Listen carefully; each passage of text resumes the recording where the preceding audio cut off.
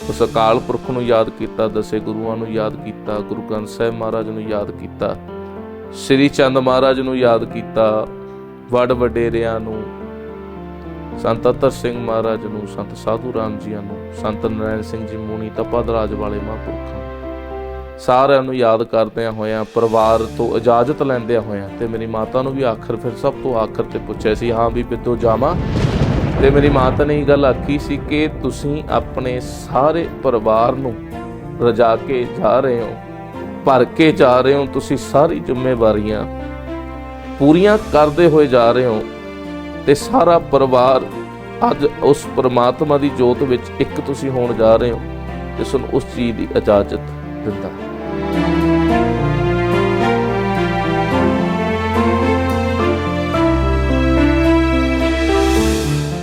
ऐसे सत महापुरख ਨੂੰ ਮੇਰੀ ਸਦਾ ਸਲਾਮ, ਉਹਨਾਂ ਦੇ ਚਰਨਾਂ ਵਿੱਚ ਨਮਸਕਾਰ ਹੈ।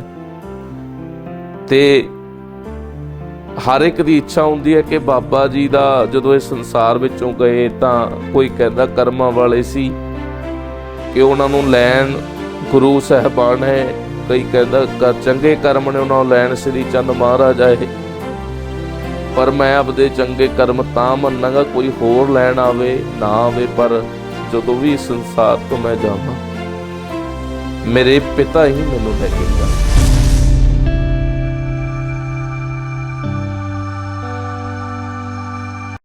ਵਾਹਿਗੁਰੂ ਜੀ ਕਾ ਖਾਲਸਾ, ਵਾਹਿਗੁਰੂ ਜੀ ਕੀ ਫਤਿਹ।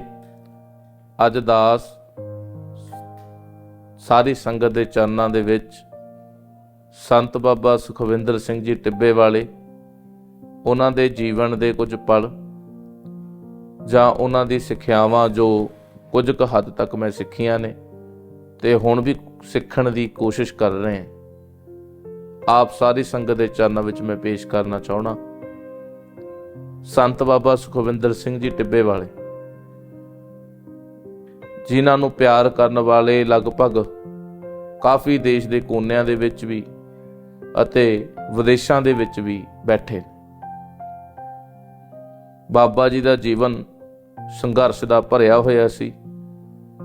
ਜੋ ਇਸ ਸਮੇਂ ਬਾਬਾ ਜੀ ਨੂੰ ਜਾਣਦੇ ਵੀ ਨਹੀਂ ਉਹ ਸੁਣ ਰਹੇ ਨੇ, ਤਾਂ ਮੈਨੂੰ ਲੱਗਦਾ ਹੈ ਕਿ ਜੋ ਦਾਸ ਕੁਝ ਕੁ ਮਿੰਟਾਂ ਦੇ ਵਿੱਚ ਬੇਨਤੀਆਂ ਕਰੇਗਾ ਉਹ ਸੁਣਨ ਤੋਂ ਬਾਅਦ ਤੁਹਾਨੂੰ ਵੀ ਕਾਫੀ ਕੁਝ ਸਿੱਖਣ ਨੂੰ ਮਿਲਣਾ ਜੀਵਨ ਦੇ ਵਿੱਚ। ਕਿਉਂਕਿ ਸੰਤ ਮਹਾਂਪੁਰਖ ਸਾਧੂ ਸਭ ਦੇ ਸਾਂਝੇ ਹੁੰਦੇ ਹਨ। ਜਿਵੇਂ ਸੂਰਜ ਕਿਸੇ ਦਾ ਵੰਡਿਆ ਨਹੀਂ ਹੁੰਦਾ, ਇਸੇ ਤਰ੍ਹਾਂ ਸੰਤ ਮਹਾਂਪੁਰਖ ਸਾਧੂ ਮਹਾਂਪੁਰਖ ਕਿਸੇ ਦੇ ਵੰਡੇ ਨਹੀਂ ਹੁੰਦੇ। ਸੰਤ ਸੁਖਵਿੰਦਰ ਸਿੰਘ ਜੀ ਟਿੱਬੇ ਵਾਲੇ, ਉਹਨਾਂ ਦਾ ਜਨਮ ਸੰਤ ਗਰੀਬ ਦਾਸ ਜੀ ਅਤੇ ਮਾਤਾ ਮਿਹਰ ਕੌਰ ਜੀ ਦੀ ਕੁੱਖ ਵਿੱਚੋਂ ਹੋਇਆ। ਜਨਮ ਵੇਲੇ ਉਹਨਾਂ ਦਾ ਜੋ ਪਿੰਡ ਸੀ ਉਹ ਪਿੰਡ ਟਿੱਬਾ ਸੀ ਤੇ ਸੰਤ ਸਾਧੂ ਰਾਮ ਜੀ ਇਹਨਾਂ ਦੇ ਦਾਦਾ ਜੀ ਅਤੇ ਦਾਸ ਦੇ ਪੜਦਾਦਾ ਜੀ ਸਨ। ਸੰਤ ਸਾਧੂ ਰਾਮ ਜੀ ਨੂੰ ਜਿੱਥੇ ਦੀਵਾਨ ਸਜਾਉਂਦੇ ਸੀ, ਸਤਸੰਗ ਕਰਦੇ ਸੀ, ਸੰਗਤ ਖੁੱਲੇ ਗੱਫੇ ਮਾਇਆ ਦੇ ਵੀ ਬਖਸ਼ਦੀ ਸੀ, ਪਰ ਮਹਾਂਪੁਰਖ ਉੱਥੇ ਹੀ ਛੱਡ ਆਉਂਦੇ ਸਨ ਕਿਉਂਕਿ ਫਕੀਰੀ ਵਾਲਾ ਜੀਵਨ ਸੀ, ਉਦਾਸੀਨ ਜੀਵਨ ਸੀ, ਕਿਉਂਕਿ ਬਚਪਨ ਤੋਂ ਹੀ ਉਹਨਾਂ ਦੇ ਮਾਂ-ਬਾਪ ਨਹੀਂ ਸੀ। ਉਹਨਾਂ ਨੂੰ ਜਨਮ ਦੇਣ ਤੋਂ ਕੁਝ ਸਮੇਂ ਬਾਅਦ ਹੀ ਮਾਤਾ ਪਿਤਾ ਚੜ੍ਹਾਈ ਕਰ ਗਏ ਸੀ। ਉਹਨਾਂ ਨੇ ਫਿਰ ਸਾਰਾ ਮਾਇਆ ਉੱਥੇ ਹੀ ਦੇ ਆਉਣੀ। ਉਹਨਾਂ ਤੋਂ ਅੱਗੇ ਉਹਨਾਂ ਦਾ ਵਿਆਹ ਹੋਇਆ, ਉਹਨਾਂ ਦੇ ਬੱਚੇ ਹੋਏ, ਪਰ ਉਹ ਬੱਚਿਆਂ ਨੂੰ ਫਾਈਨੈਂਸ਼ੀਅਲ ਸਟੇਬਿਲਿਟੀ ਦੇਣ ਵਾਸਤੇ ਉਹਨਾਂ ਨੇ ਕੁਝ, ਜਿਵੇਂ ਕਹਿ ਦਿੰਦਾ, ਪਿਤਾ ਪੁਰਖੀ ਜ਼ਮੀਨ ਨਹੀਂ ਛੱਡੀ ਜਾਂ ਪਿਤਾ ਪੁਰਖੀ ਕੋਈ ਮਾਇਆ ਨਹੀਂ ਛੱਡੀ। ਬਾਬਾ ਗਰੀਬਦਾਸ ਜੀ ਤੇ ਸਾਰੇ ਇਹਨਾਂ ਦੇ ਭਰਾਤਾ, ਇਹਨਾਂ ਨੇ ਬਹੁਤ ਇੱਕ ਗਰੀਬੀ ਵਾਲਾ ਜੀਵਨ ਦੇ ਦੌਰ ਇਹਨਾਂ ਨੇ ਦੇਖਿਆ। ਸੰਤ ਗਰੀਬਦਾਸ ਜੀਆਂ ਦੇ ਅੱਗੋਂ 7 ਬੇਟੇ ਅਤੇ 3 ਧੀਆਂ ਹੋਈਆਂ।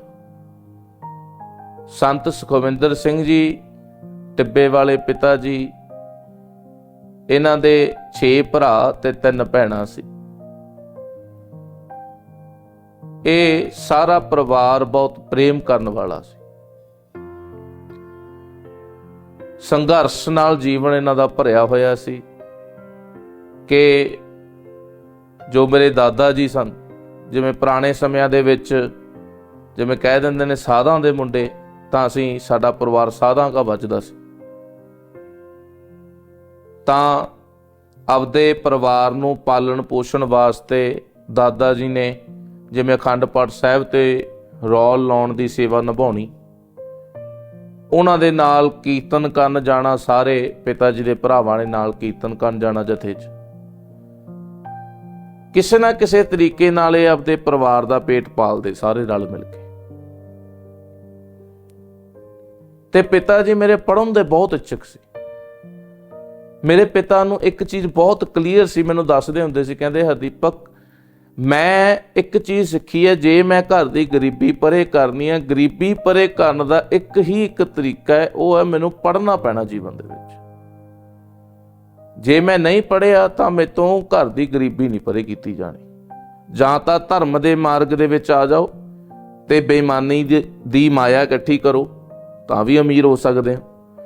ਜੇ ਧਰਮ ਦੇ ਰਸਤੇ ਦੇ ਵਿੱਚ ਬੇਈਮਾਨੀ ਦੀ ਮਾਇਆ ਨਹੀਂ ਲੈ ਕੇ ਆਉਣੀ ਤਾਂ ਇੱਕ ਹੋਰ ਜ਼ਰੀਆ ਤੁਹਾਨੂੰ ਜਨਰੇਟ ਕਰਨਾ ਪੈਣਾ।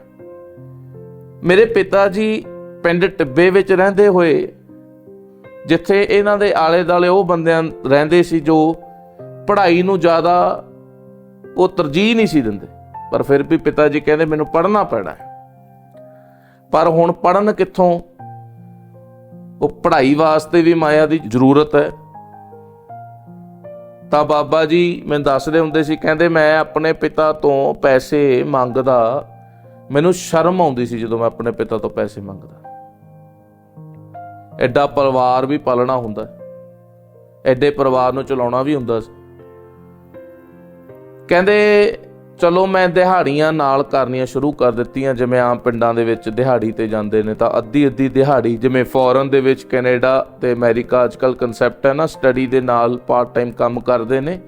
ਇੰਡੀਆ 'ਚ ਉਸ ਸਮੇਂ ਤੋਂ ਇਹ ਕੰਮ ਚੱਲਦਾ ਆਉਂਦਾ, ਉਦੋਂ ਵੀ ਪਾਰਟ ਟਾਈਮ ਉਦੋਂ ਸਾਡੇ ਬਜ਼ੁਰਗ ਕਰਦੇ ਰਹੇ ਨੇ। ਤੇ ਮੇਰੇ ਪਿਤਾ ਜੀ ਨੇ ਪਾਰਟ ਟਾਈਮ ਦਿਹਾੜੀ ਵੀ ਕਰਨੀ, ਦਿਹਾੜੀਆਂ ਲਾਉਣੀਆਂ, ਜਿਹਦੇ ਨਾਲ ਉਹਨਾਂ ਨੇ ਹੌਲੀ ਹੌਲੀ ਆਪਣੀ ਐਜੂਕੇਸ਼ਨ ਨੂੰ ਸਪਾਂਸਰ ਕਰਨਾ ਸ਼ੁਰੂ ਕਰ ਦਿੱਤਾ ਆਪਣੇ ਆਪ। ਪਰ ਕਿਸੇ ਸਮੇਂ ਪਰਿਵਾਰ ਦੇ ਇੰਨੇ ਕੁ ਆਰਥਿਕ ਹਾਲਾਤ ਖਰਾਬ ਹੋ ਗਏ ਸੀ ਕਿ ਬਾਬਾ ਜੀ ਦਾ ਫੀਸ ਭਰਨ ਤੋਂ ਬਿਲਕੁਲ ਸਾਰੇ ਕਹਿੰਦੇ ਹੁਣ ਸਾਤੋਂ ਭਰੀ ਨਹੀਂ ਜਾਣੀ। ਤਾਂ ਪਿਤਾ ਜੀ ਨੇ ਕੀ ਕਰਨਾ ਕਿ ਪੁਰਾਣੇ ਸਮਿਆਂ ਦੇ ਜਿਵੇਂ ਅੰਮ੍ਰਿਤ ਵੇਲੇ ਉੱਠਦੇ ਸੀ, ਉਸ ਸਮੇਂ ਸਾਰਾ ਪਰਿਵਾਰ ਇਕੱਠਾ ਹੋ ਕੇ ਨਿਤਨੇਮ ਕਰਦਾ ਹੁੰਦਾ। ਅੱਜ ਕੱਲ੍ਹ ਤਾਂ ਬਹੁਤ ਘੱਟ ਰਹਿ ਗਿਆ ਹੈ। ਬਾਬਾ ਜੀ ਦਾ ਸਾਰਾ ਪਰਿਵਾਰ ਨਿਤਨੇਮ ਕਰਦਾ ਹੁੰਦਾ। ਬਾਬਾ ਜੀ ਕਹਿੰਦੇ ਫਿਰ ਅਸੀਂ ਪੱਠਾ ਕੁਤਰਦੇ ਹੁੰਦੇ, ਜੋ ਮੱਝਾਂ ਨੂੰ ਪੱਠੇ ਪੈਣੇ ਹੈ ਉਹਨੂੰ ਕੁਤਰਦੇ ਮਿਲ ਕੇ, ਉਦੋਂ ਬਾਅਦ ਪੱਠੇ ਲੈ ਕੇ ਵੀ ਆਉਣਾ ਉਹਨਾਂ ਨੇ। ਪੱਠੇ ਲਿਆ ਕੇ ਫਿਰ ਕਹਿੰਦੇ ਅਸੀਂ ਘਰ ਆਉਂਦੇ ਹੁੰਦੇ, ਮੇਰੀ ਦਾਦੀ ਮਾਂ ਨਾਲ ਪ੍ਰਸ਼ਾਦਾ ਲਾਉਣ ਵਿੱਚ ਮਦਦ ਕਰਦੇ ਹੁੰਦੇ, ਕਰਨੀ ਪੈਂਦੀ ਸੀ ਕਿਉਂਕਿ ਪਰਿਵਾਰ ਬਹੁਤ ਵੱਡਾ ਸੀ। ਦਾਦੀ ਨਾਲ ਪ੍ਰਸ਼ਾਦਾ ਲਾਉਣ 'ਚ ਮਦਦ ਕਰਦੇ ਹੁੰਦੇ। ਤੇ ਮੇਰੇ ਪਿਤਾ ਜੀ ਕਹਿੰਦੇ ਹੁੰਦੇ ਸੀ, ਕਹਿੰਦੇ ਮੇਰੀ ਮਾਂ ਜਦੋਂ ਮੈਨੂੰ ਪ੍ਰਸ਼ਾਦਾ ਛਕਾਉਂਦੀ ਹੁੰਦੀ ਤੇ ਕਹਿੰਦੀ ਹੁੰਦੀ, ਪੁੱਤਰ ਪਹਿਲਾ ਬੱਚਾ ਆਇਆ, ਚੱਲ ਜਪਜੀ ਸਾਹਿਬ ਦੀ ਪਹਿਲੀ ਪੌੜੀ ਦਾ ਪਾਠ ਸੁਣਾ, ਫਿਰ ਇੱਕ ਪ੍ਰਸ਼ਾਦਾ। ਦੂਜੇ ਬੱਚੇ ਨੇ ਆਉਣਾ, ਦੂਜੀ ਪੌੜੀ ਦਾ ਪਾਠ ਸੁਣਾ। ਏਦਾਂ ਕਰ ਕਰਕੇ ਉਹਨਾਂ ਦੀ ਮਾਤਾ ਨੇ ਉਹਨਾਂ ਨੂੰ ਜਪਜੀ ਸਾਹਿਬ ਦਾ ਪਾਠ ਕੰਠ ਕਰਾ ਦਿੱਤਾ। ਤੇ ਦਾਦਾ ਜੀ ਸੀ ਜਿਹੜੇ, ਉਹ ਬਹੁਤ ਜ਼ਿਆਦਾ ਸਮਾਂ ਦਿਨ ਦੇ ਵਿੱਚੋਂ ਘੋਰ ਤਪ ਦੇ ਵਿੱਚ ਸਿਮਰਨ ਵਿੱਚ ਰਹਿੰਦੇ ਸੀ। ਉਹਨਾਂ ਦੀ ਵੀ ਉਮਰ ਬਹੁਤੀ ਨਹੀਂ ਸੀ, ਉਮਰ ਘੱਟ ਹੀ ਉਹ ਰਹਿ ਕੇ ਗਏ। ਤੇ ਉਹ ਮਾਤਾ ਜੀ ਨਾਲ ਪ੍ਰਸ਼ਾਦਾ ਤਿਆਰ ਕਰਾ ਕੇ ਫਿਰ ਸਕੂਲ ਜਾਂਦੇ, ਸਕੂਲ ਤੋਂ ਵਾਪਸ ਆਉਂਦੇ, ਫਿਰ ਦਿਹਾੜੀ ਤੇ ਜਾਂਦੇ। ਜੋ ਦਿਹਾੜੀ ਤੋਂ ਵਿਹਲੇ ਹੋਣਾ ਤਾਂ ਸ਼ਾਮਾਂ ਨੂੰ ਸਕੂਲ ਦੇ ਨੇੜੇ ਅੱਡਾ ਸੀ ਤੇ ਉੱਥੇ ਇੱਕ ਰੇਹੜੀ ਲਾਉਂਦੇ ਪਕੌੜਿਆਂ ਦੀ। ਉਹ ਪਕੌੜਿਆਂ ਦੀ ਰੇਹੜੀ ਤੇ ਸਾਰਿਆਂ ਨੂੰ ਪਕੌੜੇ ਛਕਾਉਣੇ। ਕਿਸੇ ਨੂੰ ਕੈਂਪਾ ਕੋਲਾ ਉਦੋਂ ਚੱਲਦਾ ਹੁੰਦਾ, ਕੈਂਪਾ ਕਹਿੰਦੇ ਹੁੰਦੇ, ਉਹ ਕੈਂਪਾ ਪਿਲਾਉਣਾ। ਜਿਵੇਂ ਪੁਰਾਣੇ ਸਮੇਂ ਦਾ ਸ਼ਬਦ ਸੀ ਕਿ ਗੋਲੀ ਵਾਲਾ ਬੱਤਾ, ਉਹ ਵੀ ਸ਼ੁਰੂ ਹੋਈ ਸੀ ਵਿੱਚ ਦੀ। ਤੇ ਬਾਬਾ ਜੀ ਨੇ ਉਹ ਵੀ ਰੇਹੜੀ ਲਾਉਣੀ। ਤੇ ਰਾਤ ਨੂੰ ਸੌਣ ਤੋਂ ਪਹਿਲਾਂ ਫਿਰ ਉਹਨਾਂ ਨੇ ਖੁੱਡੇ ਵਿੱਚ ਬਹਿ ਕੇ ਪੜ੍ਹਾਈ ਕਰਦੇ ਸੀ, ਕਿਉਂਕਿ ਉਦੋਂ ਪਹਿਲਾਂ ਟਿੱਬੇ ਹੁੰਦੇ ਸੀ, ਟਿੱਬੇ ਪਿੰਡ 'ਚ ਟਿੱਬੇ ਪੱਟ ਦਿੱਤੇ, ਖੁੱਡੇ ਬਣ ਗਏ। ਉਹ ਖੁੱਡਿਆਂ 'ਚ ਬਹਿ ਕੇ ਉਹਨਾਂ ਨੇ ਪੜ੍ਹਾਈ ਕਰਨੀ ਸ਼ੁਰੂ ਕਰ ਦਿੱਤੀ। ਇੰਨੀ ਜ਼ਿੰਦਗੀ ਦੇ ਵਿੱਚ ਮਿਹਨਤ ਕੀਤੀ। ਇੱਕ ਵਾਰ ਕੀ ਹੋਇਆ, ਪਿਤਾ ਜੀ ਜਿਹੜੇ ਖਿਡਾਰੀ ਬਹੁਤ ਤਗੜੇ ਸੀ, ਕਿਉਂਕਿ ਕੱਦ ਵੀ ਸੋਹਣਾ ਸੀ, ਤੇ ਬਾਬਾ ਜੀ ਨੇ, ਮਹਾਂਪੁਰਖਾਂ ਨੇ ਕੀ ਕਰਨਾ ਕਿ ਪਿਤਾ ਜੀ ਕਹਿੰਦੇ ਮੈਂ ਖੇਡਣ ਲਈ ਜਾਣਾ ਸੀ ਵਾਲੀਬਾਲ, ਨੈਸ਼ਨਲ ਮੈਂ ਲੈਵਲ ਤੇ ਮੇਰੀ ਸਿਲੈਕਸ਼ਨ ਹੋ ਗਈ ਸੀ ਵਾਲੀਬਾਲ ਖੇਡਣ 'ਚ।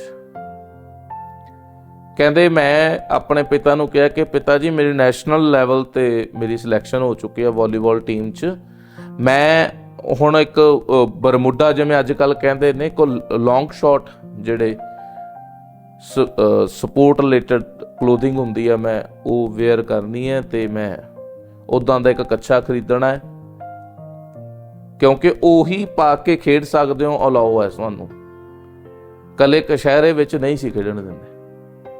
ਮੇਰੇ ਦਾਦਾ ਜੀ ਤੇ ਦਾਦੀ ਜੀ ਸੀ ਨੇ, ਪਿਆਰ ਨਾਲ ਸੁੱਖਾ ਕਹਿੰਦੇ ਹੁੰਦੇ। ਅੱਜ ਵੀ ਜਦੋਂ ਇਹਨਾਂ ਦੇ ਪੁਰਾਣੇ ਮਿੱਤਰਾਂ ਨੂੰ ਮਿਲੋਗੇ ਤਾਂ ਉਹਨਾਂ ਨੇ ਸੁੱਖਾ ਬਾਬਾ ਹੀ ਕਹਿਣਾ।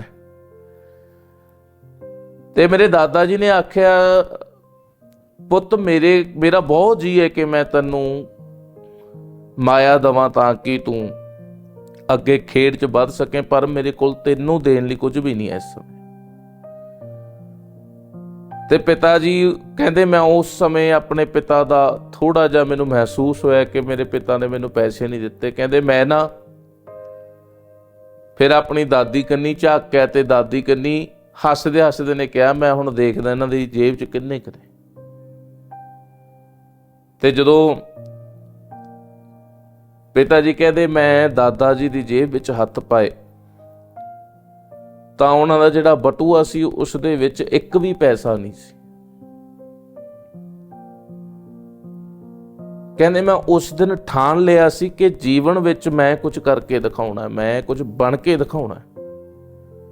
ਉਹਨਾਂ ਨੇ ਆਪਣੀ ਖੇਡ ਛੱਡ ਦਿੱਤੀ ਤੇ ਪੜ੍ਹਾਈ ਵੱਲ ਟੁੱਟ ਕੇ ਪੈ ਗਏ। 10ਵੀਂ ਕੀਤੀ, 11ਵੀਂ ਕੀਤੀ, 12ਵੀਂ ਕੀਤੀ, ਬੈਚਲਰਸ ਕੀਤੀ। ਬੈਚਲਰਸ ਕਰਕੇ ਨਾਲ ਨਾਲ ਦਿਹਾੜੀਆਂ ਚੱਲ ਰਹੀਆਂ ਨੇ, ਰੇਹੜੀ ਲਾ ਰਹੇ ਨੇ, ਜੋ ਵੀ ਕੰਮ ਕਿੱਤਾ ਮਿਲ ਰਿਹਾ ਉਹ ਕਰ ਰਹੇ ਨੇ। ਤੇ ਸਮਾਂ ਕਿੱਥੇ ਤੱਕ ਆ ਗਿਆ ਕਿ ਬਾਬਾ ਜੀ ਹੁਣ ਵਿਆਹ ਉਹ ਕਰਾਉਣ ਲੱਗੇ ਤੇ ਮਹਾਂਪੁਰਖਾਂ ਦੀ ਜਿਹੜੀ ਸ਼ਾਦੀ ਸੀ ਉਹ ਮਾਤਾ ਬਲਜਿੰਦਰ ਕੌਰ ਮੇਰੀ ਮਾਤਾ ਨਾਲ ਉਹਨਾਂ ਦੀ ਸ਼ਾਦੀ ਹੋਈ। ਹਾਲਾਂਕਿ ਸ਼ਾਦੀ ਹੈ ਜਿਹੜੀ ਇਹ ਪਹਿਲਾਂ ਹੀ ਦਾਸ ਦੇ ਪੜਦਾਦਾ ਜੀ ਸੰਤ ਸਾਧੂ ਰਾਮ ਜੀ ਨੇ ਆਖ ਕੇ ਦਿੱਤਾ ਸੀ ਮੇਰੀ ਮਾਤਾ ਦੇ ਬਜ਼ੁਰਗਾਂ ਨੂੰ ਕਿ ਤੁਹਾਡੇ ਨਾਲ ਜਾ ਕੇ ਮੇਰੀ ਕਿਸੇ ਸਮੇਂ ਰਿਸ਼ਤੇਦਾਰੀ ਪਏਗੀ ਜ਼ਰੂਰ। ਤੇ ਰਿਸ਼ਤੇਦਾਰੀ ਪਈ ਵੀ ਤੇ ਮਾਤਾ ਜੀ ਇਹਨਾਂ ਦੇ ਜੀਵਨ ਵਿੱਚ ਆਏ ਤੇ ਪੁਰਾਤਨ ਸਮਿਆਂ ਦੇ ਵਿੱਚ ਇੰਨੇ ਭਰਾ ਇਕੱਠੇ, ਕਿਉਂਕਿ ਇੰਨੇ ਜਦੋਂ ਕੰਮ ਵਧੇ ਹੁੰਦੇ, ਜੇਬ 'ਚ ਪੈਸਾ ਵੀ ਕੋਈ ਨਾ ਹੋਣਾ ਤਾਂ ਸੁਭਾਵਕ ਹੁੰਦਾ ਸੀਗਾ ਕਿ ਇੱਕ ਦੂਜੇ ਨਾਲ ਜਿਹੜੇ ਕਲੇਸ਼ ਵੱਧ ਜਾਂਦੇ ਸੀ ਤੇ ਫਿਰ ਘਰ ਦੇ ਕਹਿ ਦਿੰਦੇ ਸੀ ਭਾਈ ਹੁਣ ਤੁਸੀਂ ਅੱਡ ਅੱਡ ਹੋ ਕੇ ਆਪਦੇ ਕੰਮਕਾਰ ਸਾਂਭ ਲਓ। ਤੇ ਮੇਰੇ ਪਿਤਾ ਜੀ ਇੰਨਾ ਜ਼ਿਆਦਾ ਪਿਆਰ ਕਰਦੇ ਸੀ ਆਪਣੇ ਪਿਤਾ ਦਾ, ਦਾਸ ਦੇ ਦਾਦਾ ਦਾ, ਕਿ ਜਦੋਂ ਮੇਰੇ ਪਿਤਾ ਨੂੰ ਘਰੋਂ ਕਹਿ ਲਓ ਕਿ ਪੁਰਾਣੇ ਸਮੇਂ ਜਿਵੇਂ ਕਿਹਾ ਜਾਂਦਾ ਸੀ ਕੱਢ ਦਿੱਤਾ ਗਿਆ ਨਾ, ਪਿੰਡ ਆਏ ਵਾਪਸ, ਕਿਉਂਕਿ ਬਣ ਵਡੇਰਾ ਤਾਂ ਸਮਝਿਆ ਜਾਂਦਾ ਜੇ ਵੰਡਣ ਨੂੰ ਕੁਝ ਹੋਵੇ। ਉਹ ਤਾਂ ਰਜਾਈ ਵੀ ਨਹੀਂ ਸੀ ਲੈ ਕੇ ਆਏ ਸੀ ਆਪਣੇ ਨਾਲ। ਉਹ ਪਿੰਡ ਟਿੱਬੇ ਤੋਂ ਆਏ, ਪਿੰਡ ਚਾਂਗਲੀ 'ਚ ਪਹਿਲਾਂ ਗਏ। ਉੱਥੇ ਉਦੋਂ ਤੱਕ ਉਹਨਾਂ ਦੀ ਨੌਕਰੀ ਸਰਕਾਰੀ ਲੱਗ ਗਈ ਸੀ ਐਜ਼ ਏ ਟੀਚਰ। ਤੇ ਬਾਬਾ ਜੀ ਆਪਣੀ ਪਤਨੀ ਨਾਲ, ਆਪਣੇ ਵੱਡੇ ਬੇਟੇ ਨਾਲ ਇਹ ਚਾਂਗਲੀ ਪਿੰਡ 'ਚ ਆਏ। ਉਦੋਂ ਬਾਅਦ 'ਚ ਮੇਰੀ ਉਹ ਤੋਂ ਅਗਲੀ ਮੇਰੀ ਵੱਡੀ ਭੈਣ, ਉਹਦਾ ਜਨਮ ਹੁੰਦਾ ਉੱਥੇ। ਤੇ ਬਾਬਾ ਜੀ ਤੋਂ ਉਹ ਵਿਛੋੜਾ ਝੱਲਿਆ ਨਹੀਂ ਗਿਆ, ਕਿਉਂਕਿ ਜੋ ਪਿਤਾ ਦਾ ਵਿਛੋੜਾ ਹੁੰਦਾ ਹੈ ਉਹ ਝੱਲਣਾ ਬਹੁਤ ਮੁਸ਼ਕਿਲ ਹੈ ਜੇ ਤੁਸੀਂ ਸੱਚਮੁੱਚ ਦਿਲੋਂ ਪਿਆਰ ਆਪਣੇ ਮਾਪਿਆਂ ਨੂੰ ਕਰਦੇ ਹੋ। ਚੀਜ਼ਾਂ ਦੋਨੇ, ਜਾਂ ਤਾਂ ਪਿਆਰ ਨਹੀਂ ਕਰਦੇ ਜੋ ਵਿਛੋੜਾ ਝੱਲ ਗਏ, ਜਾਂ ਦੂਜਾ ਤੁਸੀਂ ਉਸ ਕਿਸੇ ਬਹੁਤ ਵੱਡੇ ਗੁਰੂ ਨਾਲ, ਜਾਂ ਤੁਸੀਂ ਕਿਸੇ ਬਹੁਤ ਵੱਡੀ ਧਾਰਮਿਕ ਅਵਸਥਾ ਦੇ ਬਾਨੀ ਹੋ ਜੋ ਤੁਸੀਂ ਇਹ ਵਿਛੋੜਾ ਝੱਲ ਜਾਓ। ਪਿਤਾ ਜੀ ਤੋਂ ਇੰਨਾ ਵਿਛੋੜਾ ਨਹੀਂ ਝੱਲਿਆ ਗਿਆ ਕਿ ਉਹਨਾਂ ਦੀ ਸਿਹਤ ਦਿਨੋਂ ਦਿਨ ਡਿੱਗਦੀ ਇੰਨੀ ਚਲੀ ਗਈ ਸੀ। ਰਾਏਕੋਟ ਅੱਜ ਵੀ ਉਹ ਵੈਦ ਹੈਗੇ ਨੇ। ਉਦੋਂ ਇੱਥੋਂ ਤੱਕ ਪਰਿਵਾਰ ਵੱਲੋਂ ਵੀ ਸੁਨੇਹੇ ਆ ਗਏ ਸੀ ਕਿ ਮੇਰੀ ਮਾਤਾ ਨੂੰ ਆਖਿਆ ਗਿਆ ਕਿ ਤੂੰ ਹਜੇ ਇਹਨਾਂ ਨੂੰ ਛੱਡ ਦੇ, ਇਹਨੇ ਤਾਂ ਬਚਣਾ ਹੈ ਨਹੀਂ। ਮੇਰੇ ਪਿਤਾ ਨੇ ਆਪ ਹੱਥ ਫੜ ਕੇ ਮੇਰੀ ਮਾਤਾ ਦਾ ਕਿਹਾ ਕਿ ਪਿਆਰ ਨਾਲ ਕਹਿੰਦੇ ਹੁੰਦੇ ਸੀ, ਬਿੱਦੋ ਤੂੰ ਮੈਨੂੰ ਛੱਡ ਦੇ ਭਾਈ, ਹੁਣ ਮੇਰਾ ਬਚਣਾ ਔਖਾ। ਤੇ ਮੇਰੀ ਮਾਂ ਨੇ ਕਹਿਣਾ ਕਿ ਪੁਰਾਣੇ ਜਿਹੜੀਆਂ ਇਸਤਰੀਆਂ ਸਿਆਣੀਆਂ ਹੁੰਦੀਆਂ ਨੇ ਉਹ ਕਹਿੰਦੀਆਂ ਹੁੰਦੀਆਂ ਨੇ ਕਿ ਜਿਹੜੇ ਘਰ ਚੋਂ ਆਈਆਂ ਉਹੀ ਘਰ ਚੋਂ ਜਾਊਂ ਮੈਂ। ਤੇ ਮੇਰੇ ਪਿਤਾ ਨੂੰ ਮੇਰੀ ਮਾਤਾ ਨੇ ਕਿਹਾ ਨਹੀਂ, ਮੈਂ ਸਾਥ ਨਿਭਾਉਂ ਤੁਹਾਡੇ ਨਾਲ, ਜੋ ਤੁਹਾਡੇ ਸੁਪਨੇ ਨੇ ਮੈਂ ਸਾਰੇ ਸਾਕਾਰ ਕਰਾਉਣੇ, ਨਾਲ ਮਿਲ ਕੇ ਆਪਾਂ ਇੱਕ ਵਧੀਆ ਜ਼ਿੰਦਗੀ ਜਿਉਣੀ। ਸਮੇਂ ਦੇ ਅਧੀਨ ਰਾਏਕੋਟ ਦਾ ਵੈਦ ਸੀ, ਉਹਨੇ ਇਲਾਜ ਕੀਤਾ ਤੇ ਮਹਾਂਪੁਰਖ ਉਸ, ਦੇਖੋ ਜੇ ਉਹ ਕੁਦਰਤ ਦਾ ਲਿਖਿਆ ਹੋਇਆ ਤਾਂ ਕੋਈ ਜਾ ਨਹੀਂ ਸਕਦਾ, ਬਚ ਗਏ। ਇਹ ਆਪਣੇ ਪਿਤਾ ਨਾਲ ਕੀਰਤਨ ਕਰਨ ਜਾਇਆ ਕਰਦੇ ਤੇ ਦਾਦਾ ਜੀ ਉਦੋਂ ਬਾਅਦ ਜ਼ਿਆਦਾ ਢਿੱਲੇ ਹੋ ਗਏ। ਮੇਰੀ ਮਾਤਾ ਨੇ ਤੇ ਮੇਰੇ ਪਿਤਾ ਜੀ ਨੇ ਟਿਊਸ਼ਨਾਂ ਪੜ੍ਹਾ ਕੇ, ਕਿਉਂਕਿ 15-20 ਬੱਚੇ ਹੋਣੇ, ਉਹਨਾਂ ਚੋਂ 8-9 ਜਾਣੇ 15 ਕੁ ਜਾਣੇ ਤਾਂ ਕੋਈ ਦੁੱਧ ਦੇ ਜਾਂਦਾ ਹੁੰਦਾ, ਕੋਈ ਅਨਾਜ ਦੇ ਜਾਂਦਾ ਹੁੰਦਾ, ਕਿਉਂਕਿ ਘਰ ਚੱਲਦਾ ਸੀ ਉਹਦੇ ਸਿਰ ਤੇ ਉਹਦੇ ਸਿਰ ਤੇ ਘਰ ਚਲਾ ਲੈਂਦੇ। 1-2 ਜਾਣੇ ਮਾਇਆ ਦੇ ਕੇ ਜਾਂਦੇ, ਤਨਖਾਹ ਆਉਂਦੀ ਉਹਨੂੰ ਜਮ੍ਹਾਂ ਕਰਾਈ ਜਾਂਦੇ। ਇਹਨਾਂ ਦਾ ਸੁਪਨਾ ਸੀ ਕਿ ਸੰਤ ਸਾਧੂ ਰਾਮ ਜੀ ਦੇ ਨਾਂ ਤੇ ਇਹਨਾਂ ਨੇ ਗੁਰਦੁਆਰਾ ਸਾਹਿਬ ਬਣਾਉਣਾ ਸੀ, ਜੋ ਕਿ ਇਹਨਾਂ ਨੇ ਬਣਾਇਆ ਵੀ। ਗੁਰਦੁਆਰਾ ਜਨਮ ਸਥਾਨ ਸੰਤ ਸਾਧੂ ਰਾਮ, ਪਿੰਡ ਸ਼ੇਰਗੜ੍ਹ ਚੀਮਾ, ਮਲੇਰਕੋਟਲੇ ਦੇ ਲਾਗੇ। ਤੇ ਪਿਤਾ ਜੀ ਤੇ ਮਾਤਾ ਜੀ ਇਕੱਠੇ ਮਿਲ ਕੇ ਬੜਾ ਇਹਨਾਂ ਨੇ ਕਰੀਬਨ 90,000 ਦੇ ਨੇੜੇ ਇਹਨਾਂ ਨੇ ਲੰਮੇ ਸਮੇਂ ਮਸ਼ੱਕਤ ਘਾਲ ਕੇ ਇਹਨਾਂ ਨੇ ਪੈਸੇ ਉਹ ਮਾਇਆ ਇਕੱਤਰਿਤ ਕੀਤੀ। ਤੇ ਜਦੋਂ ਦਾਦਾ ਜੀ ਢਿੱਲੇ ਹੋ ਗਏ, ਇਹਨਾਂ ਦੋਨਾਂ ਨੇ, ਨਹੀਂ ਤਾਂ ਆਮ ਤੌਰ ਤੇ ਹੁੰਦਾ ਨਾ ਕਿ ਨੂੰਹਾਂ ਕਰਨ ਲੱਗ ਜਾਂਦੀਆਂ ਮੇਰੀ ਮਿਹਨਤ ਦੇ ਪੈਸੇ ਮੈਂ ਕਿਉਂ ਦੇਵਾਂ, ਇਹਨਾਂ ਦੋਨਾਂ ਨੇ ਉਹ ਸਾਰੀ ਮਾਇਆ ਇਕੱਤਰਿਤ ਕਰਕੇ ਬਿਨਾਂ ਕੁਝ ਸੋਚੇ ਸਮਝੇ ਆਪਣੇ ਪਿਤਾ ਤੋਂ ਵਾਰ ਦਿੱਤੀ। ਪਤਾ ਸੀ ਕਿ ਨਹੀਂ ਬਚਣਾ ਦਾਦਾ ਜੀ। ਮੇਰੇ ਦਾਦਾ ਜੀ ਨੇ ਇੱਕ ਗੱਲ ਆਖੀ ਸੀ, ਪੁੱਤ ਸੁਖਿਆ, ਤੇ ਮੇਰੀ ਮਾਤਾ ਨੂੰ ਆਖਿਆ ਸੀ, ਬਲਜਿੰਦਰ ਕੌਰੇ ਭਾਈ, ਜਿਵੇਂ ਤੁਸੀਂ ਬਿਨਾਂ ਸੋਚੇ ਸਮਝੇ ਮੇਰੇ ਤੇ ਆਪਦੀ ਜੀਵਨ ਦੀ ਇੰਨੀ ਮਿਹਨਤ ਨਾਲ ਕਮਾਏ ਹੋਏ ਪੈਸੇ ਉਡਾਏ ਨੇ ਨਾ, ਕਹਿੰਦੇ ਪੁੱਤ ਤੁਸੀਂ ਵੀ ਧੁਰ ਭੁੱਲੋਗੇ, ਧਰ ਭੁੱਲੋਗੇ। ਤੁਸੀਂ ਕਹਿੰਦੇ ਹੋ ਤੁਹਾਨੂੰ ਖਾਣ ਨੂੰ ਨਹੀਂ ਕੋਈ ਜੁੜਦਾ, ਤੁਸੀਂ ਤਾਂ ਲੋਕਾਂ ਨੂੰ ਖਵਾਇਆ ਕਰੋਗੇ। ਤੇ ਜੋ ਸੱਚ ਵੀ ਹੋਇਆ। ਫਿਰ ਇੱਕ ਪਿਤਾ ਦੀ ਅਸੀਸ ਸਿਰ ਤੇ ਆ ਗਈ, ਉਹਨਾਂ ਆਸ਼ੀਰਵਾਦ ਸਿਰ ਤੇ ਆ ਗਿਆ। ਪਿਤਾ ਜੀ ਨੇ ਬੜੀ ਮਿਹਨਤ ਕੀਤੀ, ਜੀਵਨ ਦੇ ਵਿੱਚ ਕਾਮਯਾਬ ਹੋਏ। ਹਾਲਾਂਕਿ ਉਹ ਜ਼ਿਆਦਾ ਡਿਜੀਟਲ ਮਾਧਿਅਮ ਰਾਹੀਂ ਉਹ ਨਹੀਂ ਸੰਗਤ ਵਿੱਚ ਆਏ, ਪਰ ਔਨ ਗਰਾਊਂਡ ਉਹਨਾਂ ਦੀ ਮਿਹਨਤ ਬਹੁਤ ਸੀ। ਤੁਸੀਂ ਕਿਸੇ ਵੀ ਜੋ ਪ੍ਰਚਾਰਕ ਹੈ ਨਾਮੀ, ਉਸ ਤੋਂ ਪੁੱਛੋਗੇ ਤਾਂ ਉਹ ਜਾਣਦਾ ਹੋ ਕਿ ਸੰਤ ਸੁਖਵਿੰਦਰ ਸਿੰਘ ਟਿੱਬੇ ਵਾਲਿਆਂ ਦੀ ਸਿੱਖ ਕੌਮ ਵਾਸਤੇ ਕੰਟਰੀਬਿਊਸ਼ਨ ਕੀ ਹੈ, ਉਹਨਾਂ ਨੇ ਕੀਤਾ ਕੀ ਹੈ ਕੌਮ ਵਾਸਤੇ। ਔਨ ਗਰਾਊਂਡ ਕੰਮ ਸੀ ਉਹਨਾਂ ਦਾ। ਬੱਚੇ ਨੂੰ ਸਮਝਾਉਂਦੇ ਸੀ, ਮਾਂ ਪਿਓ ਨੂੰ ਜੇ ਵਹਿਮਾਂ 'ਚ ਪਾਉਂਦੇ ਸੀ ਉਹਦੇ ਬੱਚੇ ਨੂੰ ਦੱਸ ਦਿੰਦੇ ਸੀ ਜਾਣ ਬੁੱਝ ਕੇ ਵਹਿਮ 'ਚ ਪਾਉਣ ਲੱਗਿਆ ਤਾਂ ਕਿ ਤੇਰਾ ਘਰ ਜੁੜ ਜੇ ਪੁੱਤ। ਤੇ ਸਮਾਂ ਬੀਤਦਾ ਗਿਆ ਤੇ ਸੋਹਣਾ ਉਹਨਾਂ ਨੇ ਆਪਣਾ ਜੀਵਨ ਤਿਆਰ ਕੀਤਾ। ਆਪਣੇ 4 ਬੱਚੇ ਪੜ੍ਹਾਏ ਉਹਨਾਂ ਨੇ। ਮੇਰੇ ਵੱਡੇ ਭਰਾ ਉਹਨਾਂ ਨੂੰ ਪ੍ਰੋਫੈਸਰ ਉਹ ਲੱਗੇ, PhD ਕੀਤੀ। ਉਹ ਤੋਂ ਛੋਟੀ ਭੈਣ ਉਹ ਵੀ ਪ੍ਰੋਫੈਸਰ PhD ਕਰਕੇ ਲੱਗੀ, ਤੇ ਉਹ ਤੋਂ ਛੋਟੀ ਭੈਣ PhD ਕਰਕੇ ਪ੍ਰੋਫੈਸਰ, ਤੇ ਮੈਂ ਵੀ ਹੁਣ PhD ਕਰ ਰਿਹਾ ਤੇ ਨਾਲ ਮਹਾਰਾਜ ਨੇ ਕਿੱਤਾ ਬਖਸ਼ਿਆ। ਚਲੋ ਹੁਣ ਪ੍ਰਚਾਰਕ ਹੋਣ ਦੇ ਨਾਤੇ, ਵਾਹਿਗੁਰੂ ਦਾ ਸੇਵਕ ਹੋਣ ਦੇ ਨਾਤੇ ਹੁਣ ਕਾਫੀ ਮੈਂ ਚੀਜ਼ਾਂ ਤੋਂ ਰੁਖਸਤ ਹੋਇਆ ਤੇ ਮੈਂ ਜੀਵਨ ਹੁਣ ਲਗਭਗ ਗੁਰੂ ਮਹਾਰਾਜ ਦੇ ਚਰਨਾਂ ਵਿੱਚ ਭੇਟ ਕੀਤਾ ਹੋਇਆ। ਤੇ ਮਹਾਰਾਜ ਕਿਰਪਾ ਕਰਨ ਕਿ ਆਉਣ ਵਾਲਾ ਵੀ ਜੀਵਨ ਉਹਨਾਂ ਦੇ ਚਰਨਾਂ 'ਚ ਹੀ ਭੇਟ ਹੋ ਜਾਏ। ਤੇ ਬਾਬਾ ਜੀ ਦਾ ਸਾਰਾ ਪਰਿਵਾਰ ਇਹਨਾਂ ਨੇ ਪੜ੍ਹਾ ਲਿਖਾ ਕੇ ਪੈਰਾਂ ਤੇ ਖੜਾ ਕੀਤਾ। ਤੇ ਬਾਬਾ ਜੀ ਦਾ ਜਦੋਂ ਆਖਿਰ ਵਾਲਾ ਸਮਾਂ ਸੀ, ਕਿਉਂਕਿ ਸੰਗਤ ਜੀ ਸ਼ਾਇਦ ਇਹ ਗੱਲ ਸੁਣਨ 'ਚ ਨਾ ਅੱਜ ਕੱਲ੍ਹ ਲੋਕਾਂ ਨੂੰ ਹਜਮ ਨਹੀਂ ਆਉਂਦੀ ਕਿ ਸਾਧੂ ਸੰਤਾਂ ਨੂੰ ਕਿਵੇਂ ਪਤਾ ਲੱਗ ਜਾਂਦਾ ਹੈ, ਕਿਵੇਂ ਮਹਿਸੂਸ ਹੋ ਜਾਂਦਾ। ਮੈਂ ਨਾ ਇੱਕ ਡਾਇਰੀ ਲਿਖਦਾ ਸੀ, ਮੇਰੇ ਭੈਣ ਭਰਾਵਾਂ ਤੋਂ, ਮੇਰੇ ਮਿੱਤਰਾਂ ਤੋਂ ਪਤਾ ਕਰ ਸਕਦੇ ਹੋ। ਡਾਇਰੀ ਤੇ ਵੀ ਮੈਂ ਇੱਕ ਚੀਜ਼ ਲਿਖ ਦਿੱਤੀ ਸੀ, ਉਦੋਂ ਸੀ ਮੈਂ 18 ਸਾਲਾਂ ਦਾ। ਮੈਂ ਜੀਵਨ ਦਾ ਨਾ ਆਨੰਦ ਬਹੁਤ ਲਿਆ।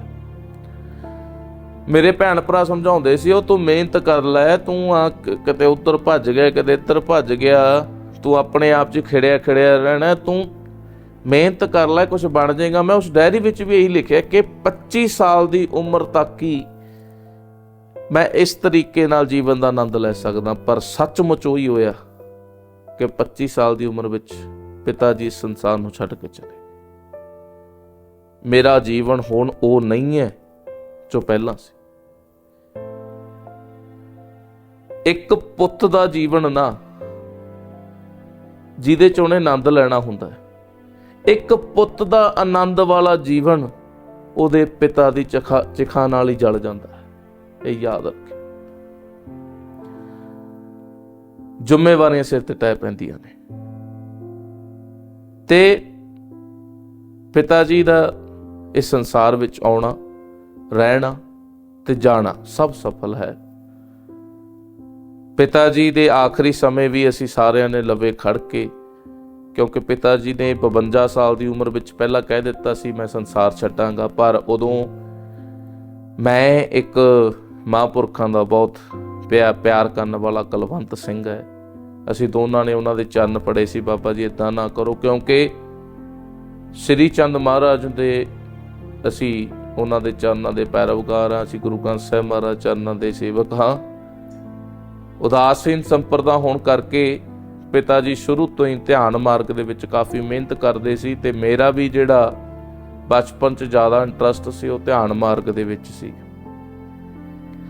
ਤੇ ਜਦੋਂ ਤੁਸੀਂ ਧਿਆਨ ਮਾਰਗ ਵਿੱਚ ਜਾਂਦੇ ਹੋ ਤਾਂ ਸੁਭਾਵਿਕ ਹੁੰਦਾ ਹੈ ਕਿ ਕਈ ਚੀਜ਼ਾਂ ਜੋ ਹੋਣ ਵਾਲੇ ਸਮੇਂ 'ਚ ਹੋਣੀਆਂ ਨੇ, ਉਹ ਚੀਜ਼ਾਂ ਦਾ ਤੁਹਾਨੂੰ ਪਹਿਲਾਂ ਹੀ ਅੰਦਾਜ਼ਾ ਲੱਗ ਜਾਣਾ, ਇਹ ਚੀਜ਼ ਹੋ ਜਾਂਦੀ ਹੈ। ਤੇ ਪਿਤਾ ਜੀ ਨੇ ਫਿਰ ਉਦੋਂ ਕਿਹਾ ਕਿ ਚਲੋ ਗੁਰੂ ਮਹਾਰਾਜ ਦੇ ਚਰਨਾਂ 'ਚ ਭਾਈ ਕਰ ਲਓ ਬੇਨਤੀਆਂ। ਚਲੋ ਉਹਨਾਂ ਨੇ 60 ਸਾਲ ਤੱਕ ਫਿਰ ਕਹਿ ਦਿੱਤਾ ਸੀ ਨਹੀਂ ਜਾਵਾਂਗੇ।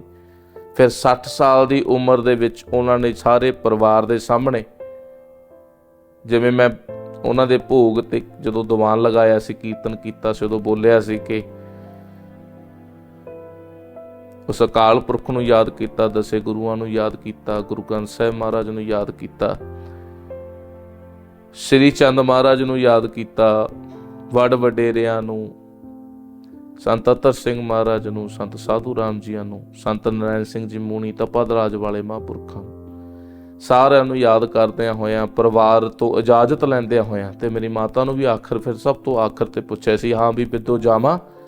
ਤੇ ਮੇਰੀ ਮਾਤਾ ਨੇ ਇਹ ਗੱਲ ਆਖੀ ਸੀ ਕਿ ਤੁਸੀਂ ਆਪਣੇ ਸਾਰੇ ਪਰਿਵਾਰ ਨੂੰ ਰਜਾ ਕੇ ਜਾ ਰਹੇ ਹੋ, ਤੁਸੀਂ ਭਰ ਕੇ ਜਾ ਰਹੇ ਹੋ, ਤੁਸੀਂ ਸਾਰੀ ਜ਼ਿੰਮੇਵਾਰੀਆਂ ਪੂਰੀਆਂ ਕਰਦੇ ਹੋਏ ਜਾ ਰਹੇ ਹੋ ਤੇ ਸਾਰਾ ਪਰਿਵਾਰ ਅੱਜ ਉਸ ਪਰਮਾਤਮਾ ਦੀ ਜੋਤ ਵਿੱਚ ਇੱਕ ਤੁਸੀਂ ਹੋਣ ਜਾ ਰਹੇ ਹੋ ਤੇ ਸਾਨੂੰ ਉਸ ਚੀਜ਼ ਦੀ ਇਜਾਜ਼ਤ ਦਿੰਦਾ।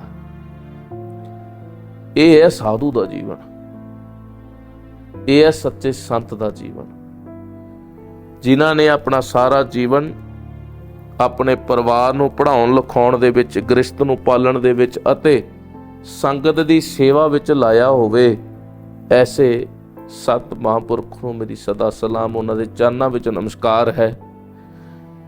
ਤੇ ਹਰ ਇੱਕ ਦੀ ਇੱਛਾ ਹੁੰਦੀ ਹੈ ਕਿ ਬਾਬਾ ਜੀ ਦਾ ਜਦੋਂ ਇਹ ਸੰਸਾਰ ਵਿੱਚੋਂ ਗਏ ਤਾਂ ਕੋਈ ਕਹਿੰਦਾ ਕਰਮਾਂ ਵਾਲੇ ਸੀ ਕਿ ਉਹਨਾਂ ਨੂੰ ਲੈਣ ਗੁਰੂ ਸਾਹਿਬਾਨ ਹੈ, ਕਈ ਕਹਿੰਦਾ ਚੰਗੇ ਕਰਮ ਨੇ ਉਹਨਾਂ ਨੂੰ ਲੈਣ ਸ੍ਰੀ ਚੰਦ ਮਹਾਰਾਜ ਆਏ। ਪਰ ਮੈਂ ਆਪਦੇ ਚੰਗੇ ਕਰਮ ਤਾਂ ਮੰਨਾਂਗਾ ਕੋਈ ਹੋਰ ਲੈਣ ਆਵੇ ਨਾ ਆਵੇ, ਪਰ ਜਦੋਂ ਵੀ ਇਸ ਸੰਸਾਰ ਤੋਂ ਮੈਂ ਜਾਵਾਂ ਮੇਰੇ ਪਿਤਾ ਹੀ ਮੈਨੂੰ ਲੈ ਕੇ ਜਾ। ਵਾਹਿਗੁਰੂ ਜੀ ਕਾ ਖਾਲਸਾ, ਵਾਹਿਗੁਰੂ ਜੀ ਕੀ ਫਤਿਹ।